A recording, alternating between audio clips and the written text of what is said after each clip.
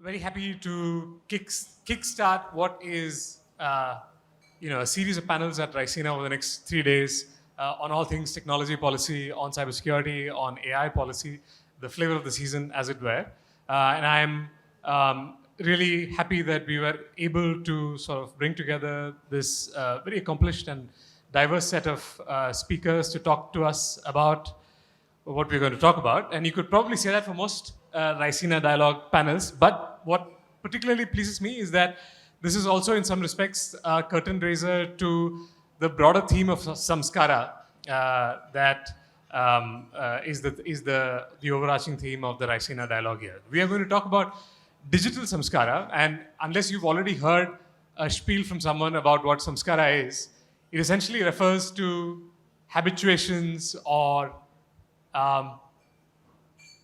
impressions of the mind that could be instinctive or it could also be learned that have driven human actions for a long period of time.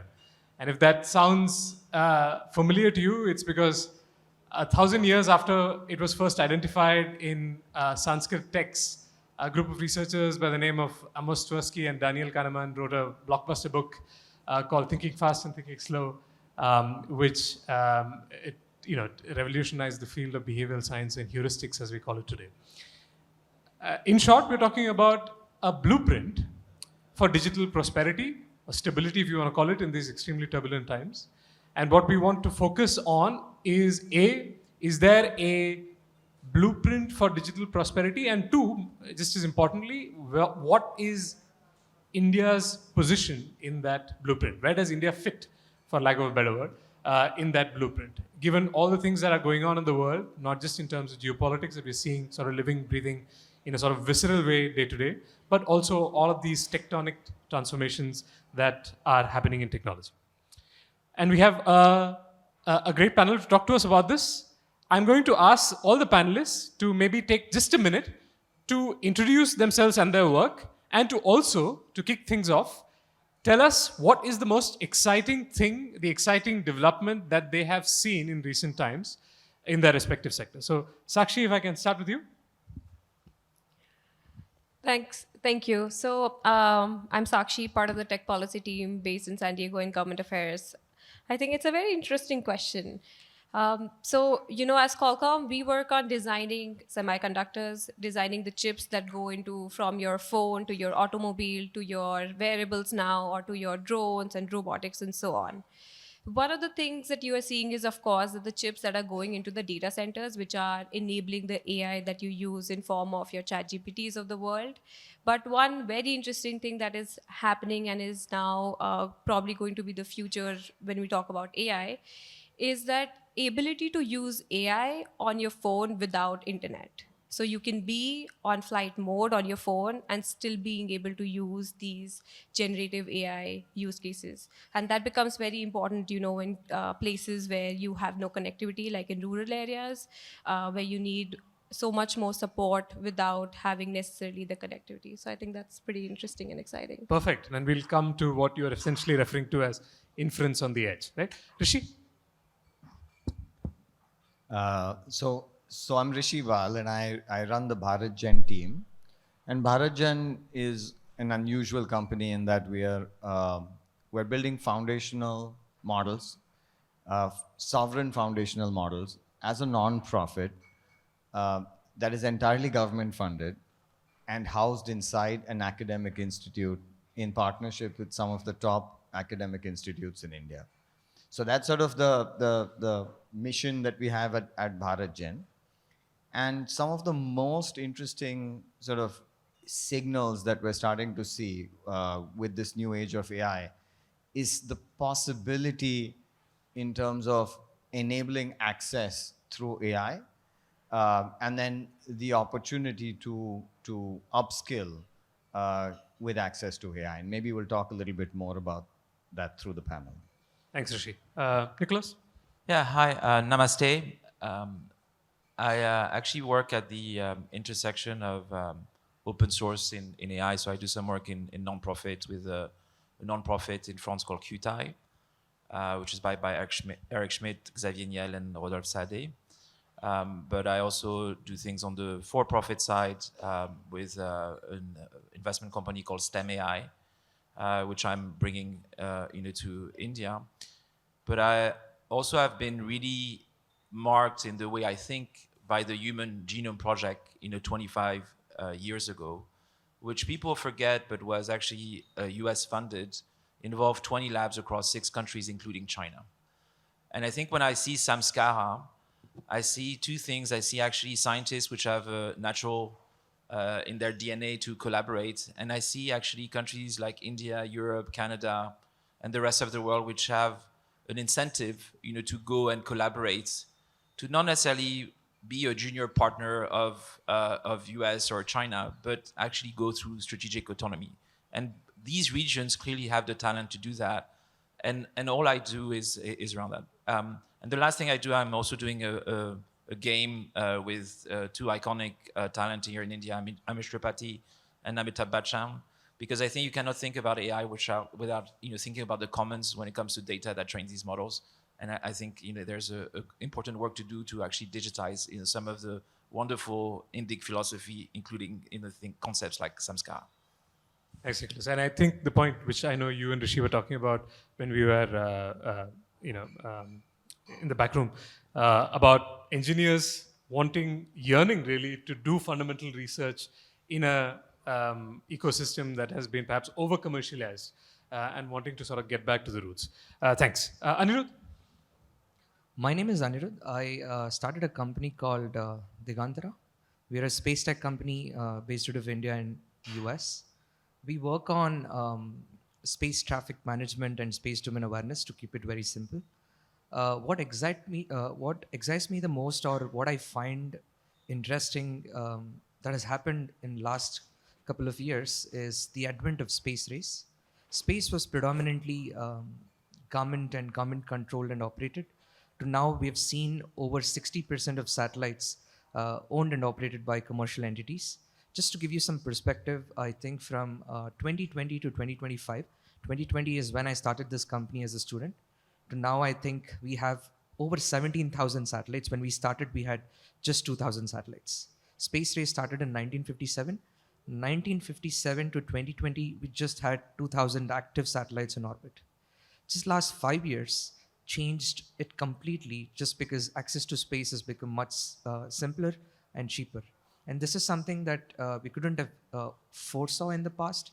That's primarily because of reusable rockets that we have at this point in time, that has reduced the launch cost down from $2 million to $2,000 per kilogram to launch anything to orbit. Thanks, Anirudh. And I think I should say that, to me, the common theme of all the speakers, tying together the work of all the speakers today, is that they are in some respects betting on the house. I was joking with Sakshi that Qualcomm is the house. But in some respects, Rishi, Anirudh and Nicholas are trying to invest in companies or, I beg your pardon, ecosystems that are more than just their companies. That ecosystem may have to do with universities, may have to do with the conduction of basic research by other entities, non-profit entities, or in the case of Anirudh, who we just heard, it might be in the overall development of an ecosystem that ostensibly runs on a global public good or a global commons called space. So I'm going to start with you, Anirudh, because it feels like you picked the perfect time to start a space surveillance and intelligence company. Tell us about the trends that you're seeing from this conflict unfolding in the Middle East, perhaps, and how that is even, I know it's like, much time hasn't passed, so I appreciate that your thoughts may be raw on this, but even with the little benefit of hindsight that you have, what are the things that you are seeing moving in the space domain right now in relation to the conflict, and where do you think privatization of space and all the resources that you're talking about is headed after this conflict? I can start from my journey standpoint. When I started this, I was a student when I started to do research around space surveillance in 2018. And 2020 is when I started this as a company out of the Indian Institute of Science in Bangalore. At that point in time, two questions that I had was how do I fund the prototype development of everything that we're doing? The second thing is, who do I sell this to? Because we were focusing purely on research and development of a system that primarily tracks objects in space, we were thinking more of it like air traffic control but for space. But then gradually we saw a lot of geopolitical instabilities across the world, started with Russia and Ukraine, when we saw a lot of patterns of satellites change over Ukraine during that war. That gave us an insight of how we can use the same technology for defense. We started as a commercial company, more or less space is dual use, but we primarily focused on commercial when we started. To now, we have evolved as one of the defense primes in India and also in the US, working primarily towards surveillance and intelligence related applications.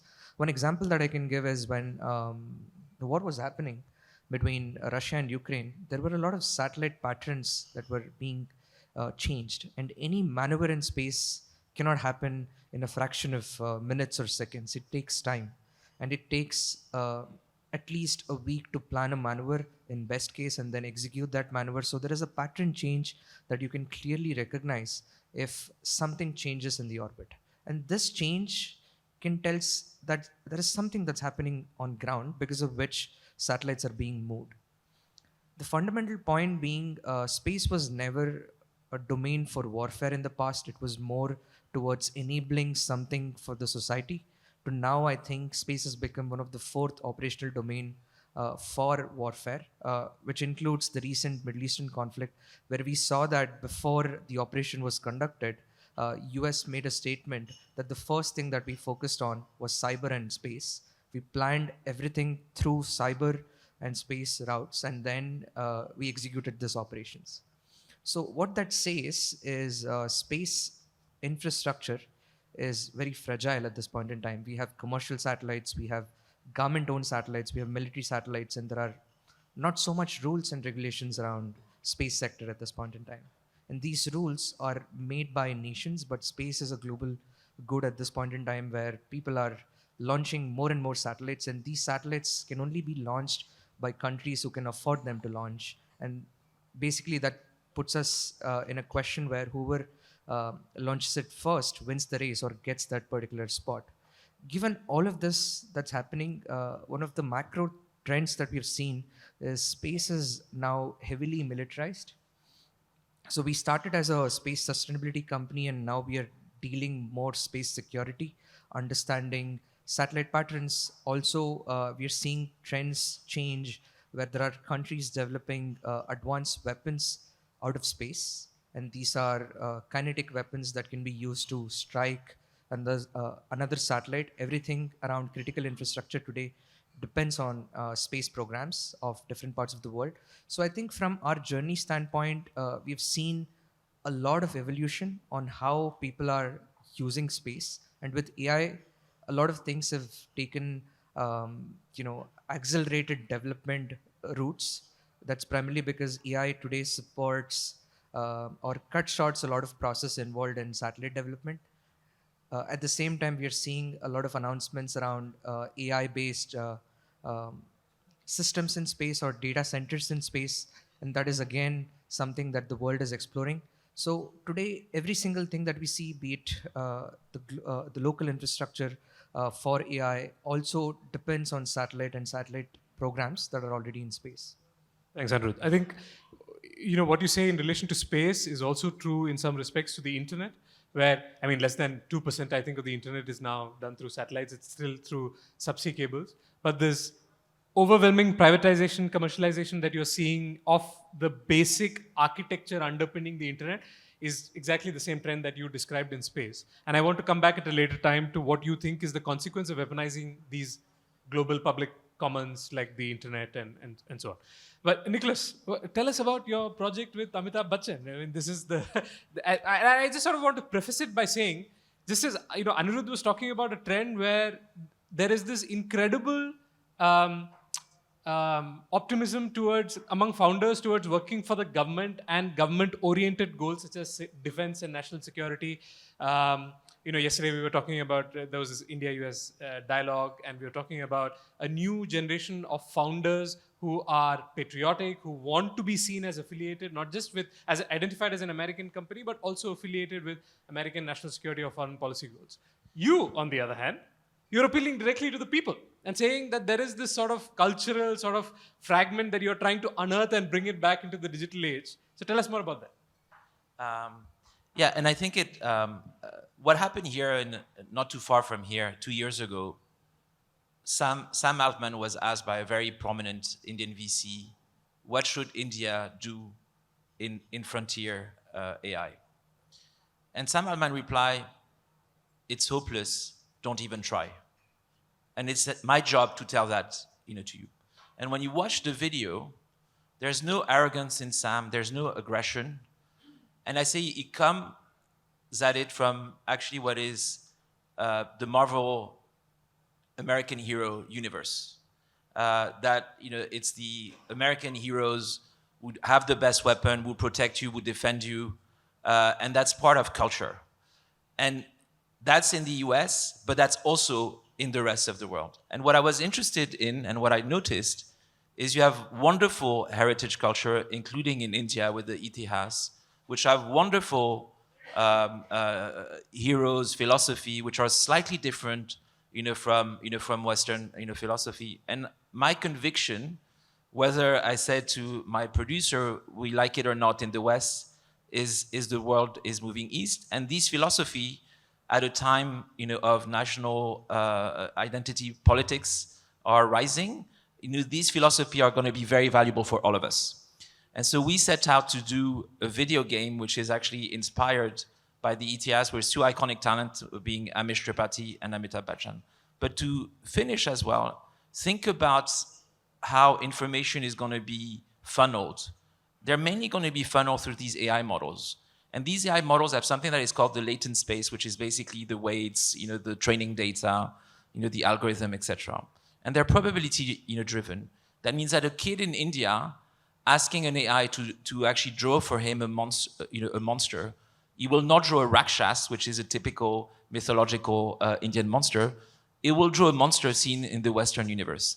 And it's very important for India and for other nations and their culture and other regions in their culture to actually go and feed the algorithm with data, which is these artifacts of products that we are creating with the Age of Bharat as a game, but also, fortunately for India, 20% of the world population and the rest of the world population, because it's at the quality that it is a global product like Hollywood does, that actually talk about it. And then you start to re-inject in what are going to be these AI funnels to knowledge and culture, with actually the multipolarity that we also want to see in geopolitics.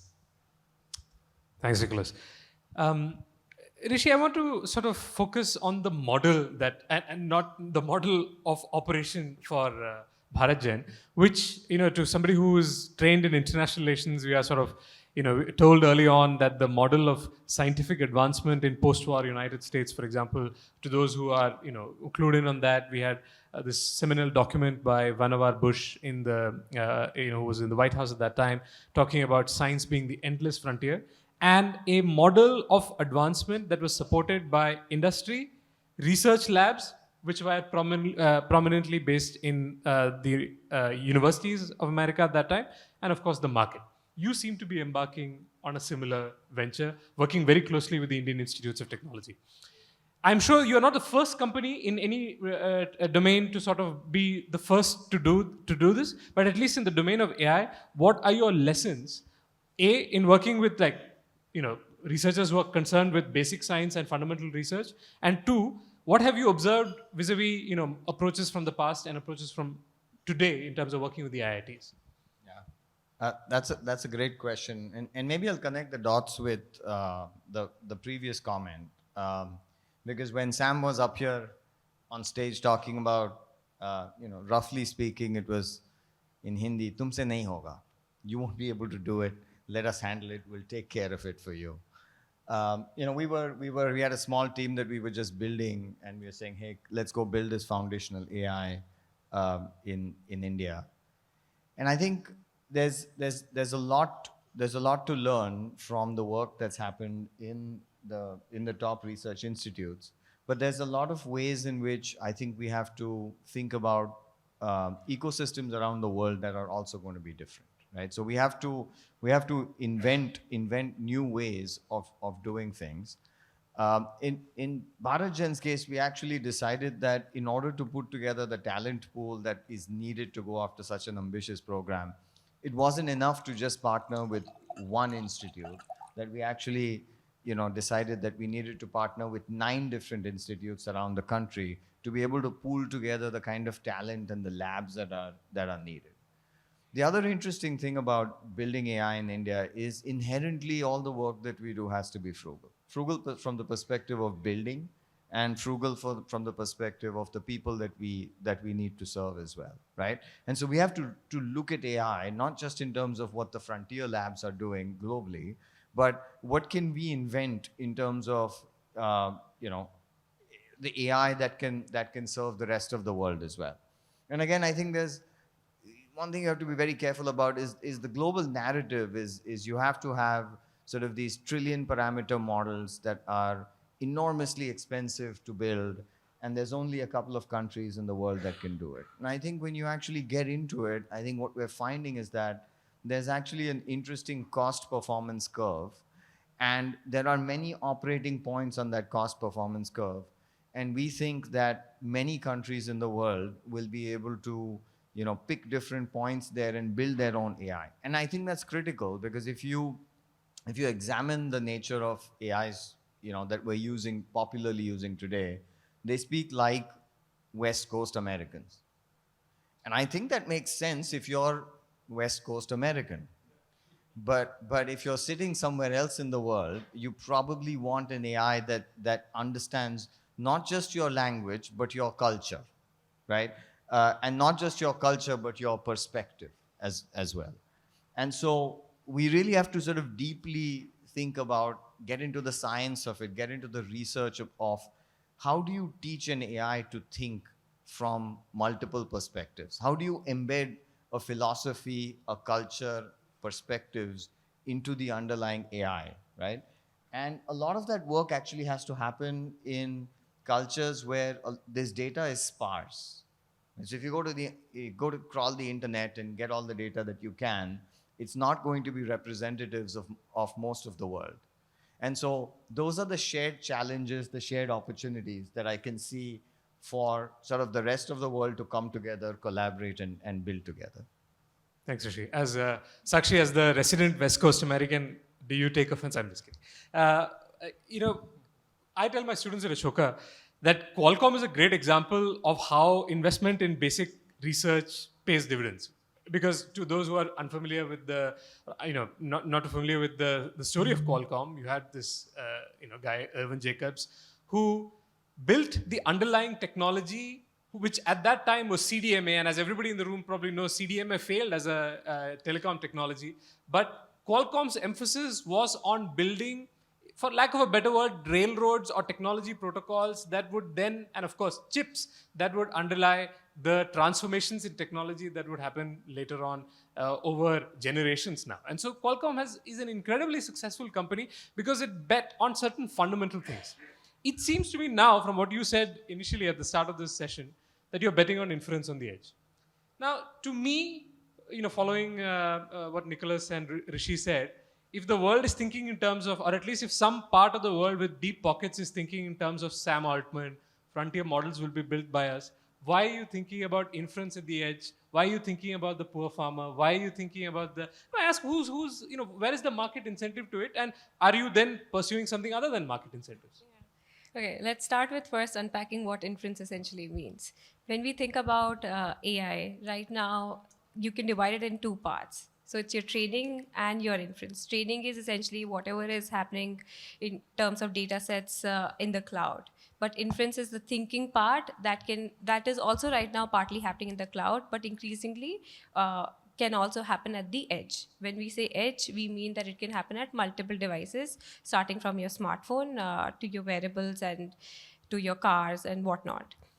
Now, why that is important is because, and how as Qualcomm, we have transitioned from doing just 5G chips or 6G chips now to AI, because we had that capability to be power efficient, to be cost effective, and which is very important for you to be able to deploy that AI onto these small devices.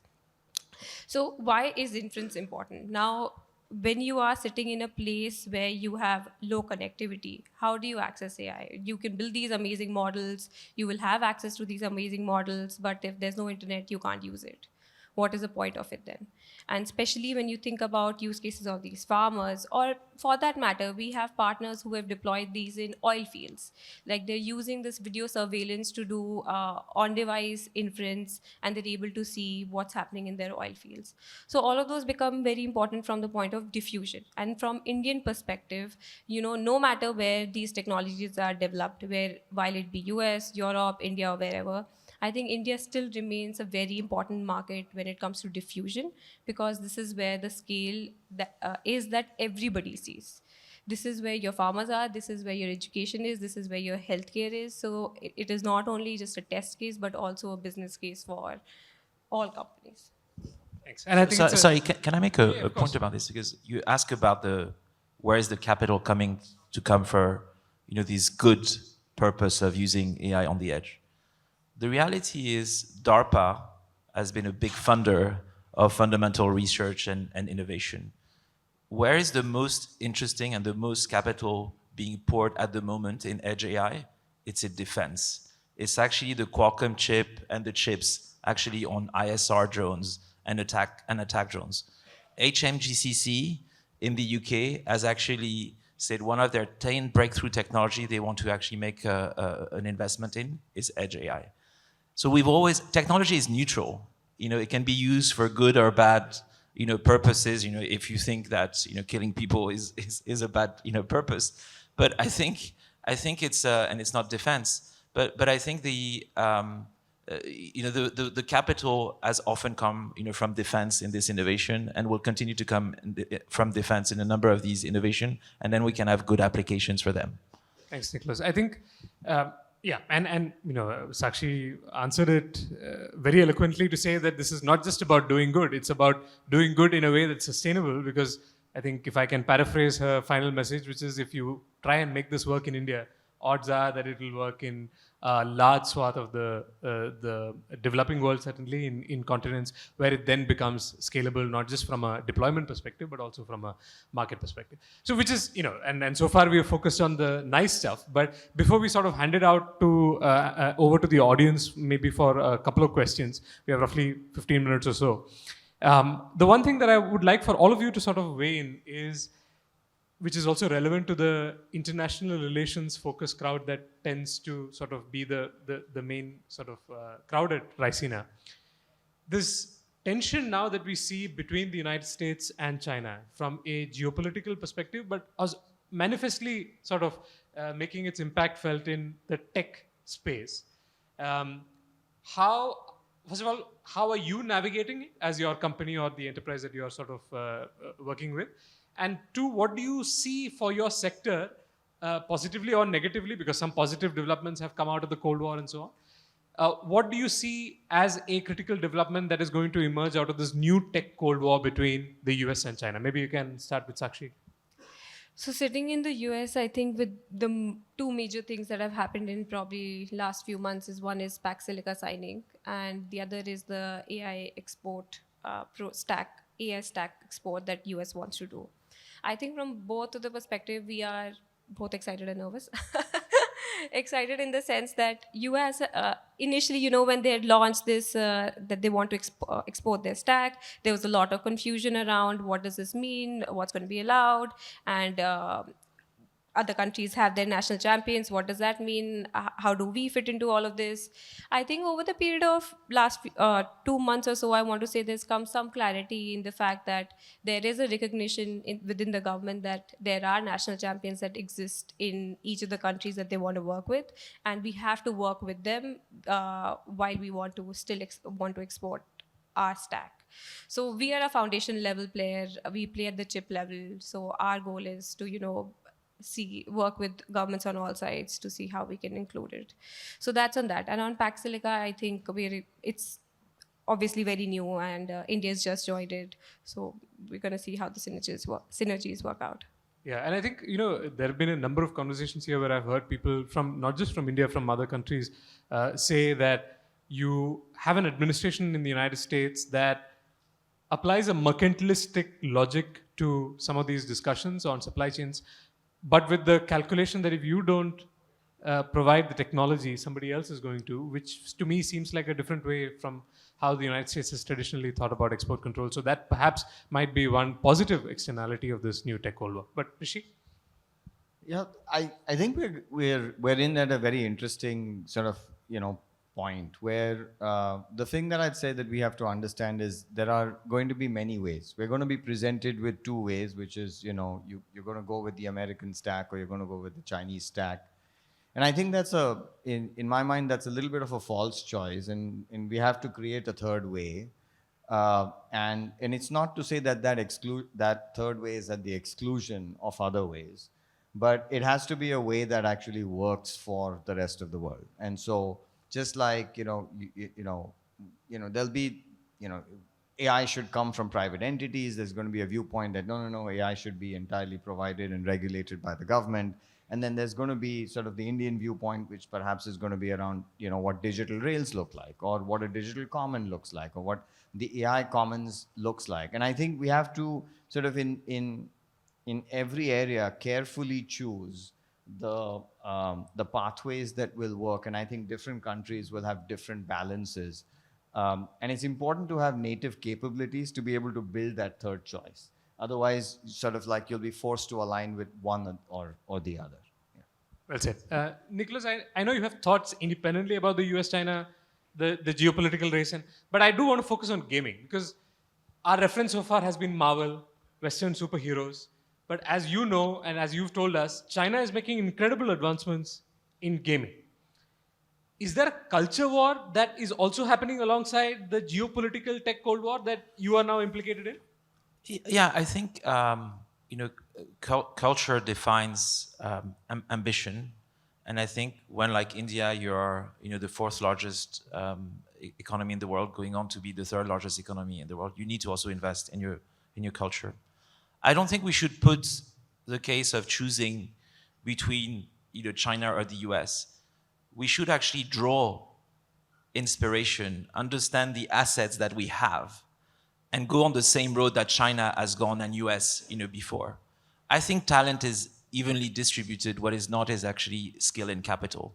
So we need to create the construct that actually going to bring this skill and capital to this talent. That's what we're doing with our game.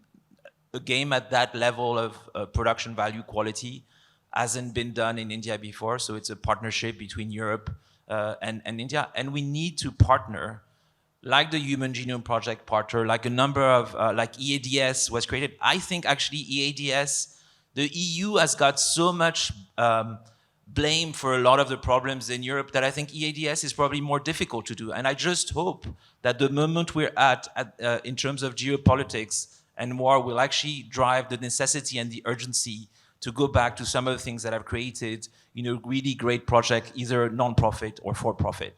And I think we need to draw inspiration for the people that have gone on that journey and been successful on that journey, whether we're India, Europe, France, Germany, Canada. And I think that's what I want to do. And gaming, what I do in gaming, what I do in AI, is always driven by the same thing. Talent is evenly distributed. Let's get that talent, the capital and the skill, and they will do wonderful things on the global scene. I mean, if I can just follow up, there is of course, there's a lot of talk about India and the United States being natural allies and so on. And there's something at least to be said about a long and now reasonably long history of engagement between the peoples of both countries in a way that hasn't happened with China.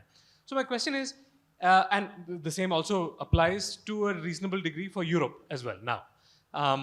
So you can conceivably imagine Western partners working with India, for example, to augment its gaming industry, plugging themselves into some of the culture, as you have, cultural narratives. But why would the Chinese be interested in this? I mean, I think the China is on a different model, even in AI. It's very different from OpenAI to be created and say we're going to do open source and open science, or Qtai we're going to do open science, knowing that they're going to compete on the world markets, with each other. China has 15% of the world population. It can back 5 labs and say, not only in terms of the product you're actually going to come out of that innovative research, you have a captive market. That's two very different ways of doing capitalism. I mean, some people will say that's capitalism. That's capitalism in your own market. And I think we have to see, the distinction. And so we need in India, in Europe, and the US, we need risk capital to be able to do the things that will give prosperity. There's a very good paper that came out a couple of years ago from Harvard. Open source, the countries that actually have major contribution in open source have actually the most thriving startup ecosystem, with purpose, with profits and with successes. So we need to redo the fundamentals that have got us to where we are, and not forget and not be just for profit in our approach to innovation in the future. Got it. Anirudh, not only are you working in a sensitive sector, you are also, I mean, you have real skin in the game because you have an office in Colorado. How is this tech Cold War shaping things for you? I think when we started itself, we had to make a choice of which side do we pick. And being a company based out of India, you have to make a choice, given India also works with Russia, also with the US. Whether do you want to go to a path where you want to also have access to Russian markets, which will bar us from working in the US. So for us, the total addressable market from day one is an intersection. When you draw a Venn diagram, it's an intersection of Indian partnered countries and US partnered countries. That's our total addressable market from day one. So with that in mind, we started an office in the US primarily because the sector that we work in inherently has a lot of restrictions, primarily because everything that we build is dual use in nature. It can be weaponized. So everything that we do in India, the IP and all the tech that we're building in India remains in India. We work with the Indian Armed Forces, intelligence agencies in India, primarily to support them with adversary satellite information at any given point in time. That's how we maintain sovereignty. In the US, there are several programs that has a lot of restrictions in place, given the nature of the programs that we're working on with the Pentagon or with Department of War, which requires us to hire US cleared nationals who primarily works on the foundation IP that we've given to that entity as a licensing, through a licensing mechanism. That's something that they have to build on top of it without, letting all these things transfer to the Indian entity back, because that's the nature of restriction. When it comes to the patterns, I would say... and I want to ask, if it is in your brain, when you take a flight from the US to India, how do you keep it in your office in the United States?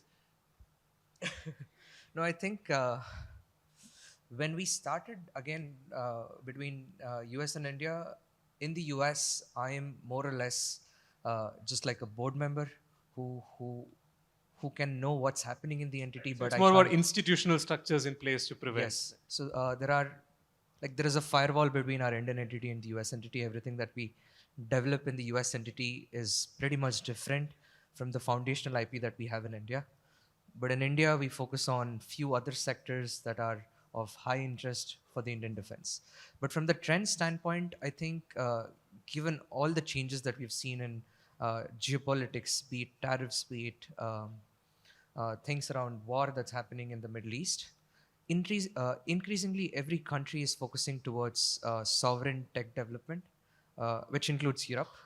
Europe before was heavily dependent on the US. I think Germany increased its defense budget quite a lot. 3% of their GDP is what they spend on defense, in which they've allocated $35 billion out of 102 billion euros, 35 billion euros to space security. So that is a larger jump that we've seen in European ecosystem. Similarly, when you see from space race standpoint, there is a commercial space race as well. Everybody wants to launch internet constellation. Starlink started the trend. Today, more than 60% of active satellite in orbit belongs to Starlink. Out of 16,000 satellites, 9,000 satellites belong to Starlink, and one company, SpaceX, controls all of it, all of internet satellites in orbit. Europe saw that as a threat when there was a conflict with Ukraine and Russia. So they're heavily investing in Eutelsat, which owns a company called OneWeb, where they want to build their own sovereign internet constellation. And this trend is applicable to everything across defense spectrum, which is why every country today is increasingly focused on building indigenized tech, controlling the IP within the country. And that is something that we've seen as an opportunity in India, where we don't have to compete with US anymore when we have to apply for tenders on certain areas where there are tech from the US that can be utilized in India. Thanks. And I do have a final question to you on all of you on the whole sovereign AI bit, but maybe we can take a few questions from the audience. I think you're expected to maybe go to the mic on both sides, actually, if you're on that side of the room. Hello. Yeah. Excellent session. All panelists. Quick question for Rishi. We were talking about these two stacks that you talked about, right? The US versus China. It reminds me of the whole Apple versus Microsoft debate that we have had for last 30, 40 years. But we are trying to look at a third alternative, which could be, a Linux or something like that.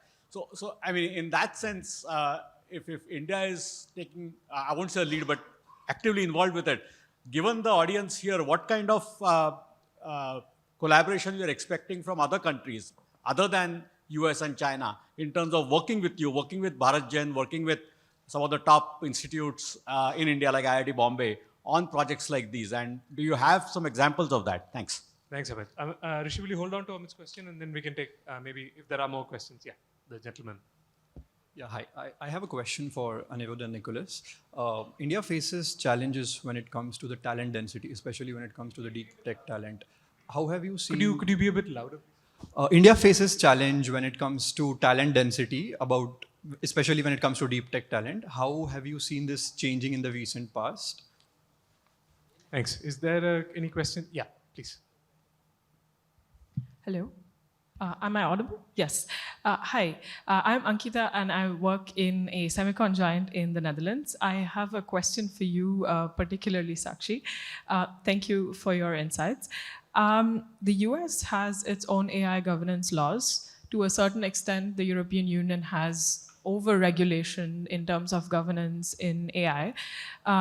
India is at the moment under-regulated, I would say.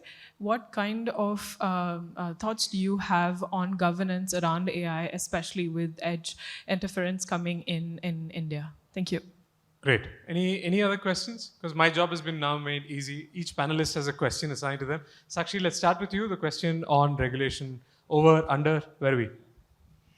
I think given that AI is so fast-paced, it's hard to formulate the right governance structure or regulation just yet. The right approach kind of is, okay, so one of the things that can happen is through industry-led, guidelines or standards that are put in place that makes all the AI use cases that we are seeing a little more safer and secure for the consumers. And one of the things that is happening is something called, there's this industry consortium-led organization called ML Commons. And what essentially they're doing is they're doing benchmarking. They're making the LLMs or the tech solutions, AI solutions that are being made are safe and are not harmful for the consumers. So that in a way is like some sort of self-regulation that is already happening. And I think as we kind of see the use cases and how it's being implemented, we will see more and more government-led solutions also coming in. Thanks, Sakshi. Rishi, question on who else apart from the US and China? No, I think that's very relevant to our times, and maybe I'll connect the dots with the recent AI summit.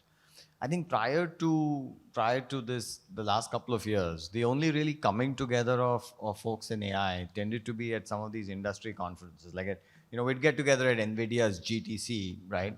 And we'd all sort of talk AI, and that was a great place to network. But this year, the AI summit in Delhi became an amazing opportunity for the other builders to come together. And what was really interesting for me, one of the most interesting events was actually an off-site event where some of the AI Alliance folks came together, and Jan LeCun was there too, and some of the prominent researchers across the country and the rest of the world. And there was sort of an emerging consensus that we need to look at other ways to build AI. We need to look at other ways of collaborating, partnering, looking at data, looking at infrastructure to, there's a lot of software layers that we need to look at in order to enable this. And so it was very interesting to see this emerging consensus to say, how can we create groups of people who are sort of have a shared view? How can we do more of this work in the open? And I think that's the big opportunity in front of us, is to actually open up, to open up and be able to allow many more people to come in and participate. And I don't just mean open weights, and we were just talking about this in the back room, right? Open weights models are closer to EXCs, right? If you want to have open source, we're going to have to go a lot deeper into the actual recipes, the data mixing, sort of the black art of model building, and create more and more forums for us to share this work with each other. Thanks, Rishi. Nicholas and Anirudh, a minute each for your concluding thoughts. Yeah, I mean, on the question of the talent density in scientists is there in India. Google is one of the biggest employer. OpenAI is opening an office. Anthropic is opening an office. Same thing happened, to France. Yann Lequin decided to open FAIR in Paris. Google Brain was one of the best labs. We need to be a bit more subtle about, this sovereignty. People who have the skill that come to your country to develop the talent is a positive. We need, as a Frenchman, we need to go back, to what De Gaulle did. De Gaulle didn't say, I'm not going to speak to the US, I'm not going to engage with the US. He said, I'm going to make sure I have strategic autonomy and still engage in an alliance that is actually healthy. Actually, the Deputy Secretary of State almost encouraged that. He says, we don't want to be alone. So how are you not alone? We have to develop in each of these regions our own capability. And that doesn't mean not engaging, with the US. So I think we could do both, and we need to do both. Thanks. Anirudh? Since we started from the university, I think one of the things that we're doing is investing back into universities here in India in building certain niche talent that we would want. For example, the area that we work on is called astrodynamics, which is studying behavior of objects in space. This is something that is not taught as subjects in Indian universities. So we work with very specialized universities like Indian Institute of Space Technology, Indian Institute of Science, where we work with these students, professors, and nurturing this talent. That's one way of looking at things. The second is we've got a lot of talent from ISRO. And the third thing I think is the immigration policy that's helping us actually build a better talent pool in India. People are coming back from Europe, back from the US, who are contributing to a lot of things that are happening here in India. Maybe one last point that I missed in the previous question that I would want to leave the audience with. So within space sector, when we think of space, it's just about rockets, satellites. But I think the time has come where countries like US, China are really in the race where they're looking for the moon. And there are companies today building lunar logistics programs, and they're public listed.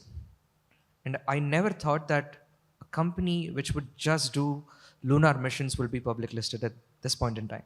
And that's one race that's already on at this point in time. And we are working towards building sensors to track everything that happens between Earth and the moon.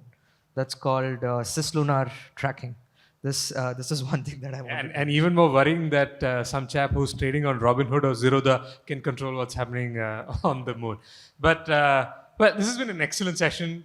Thank you so much to you, first of all, for joining us in what can be, what can only be considered an intense session after lunch. But hopefully we've left some fragments of thinking for you to consider what could be a blueprint for digital prosperity and stability, and to where India could potentially play a role. But for now, please join your hands for this amazing set of panelists, and over to my ORF colleagues.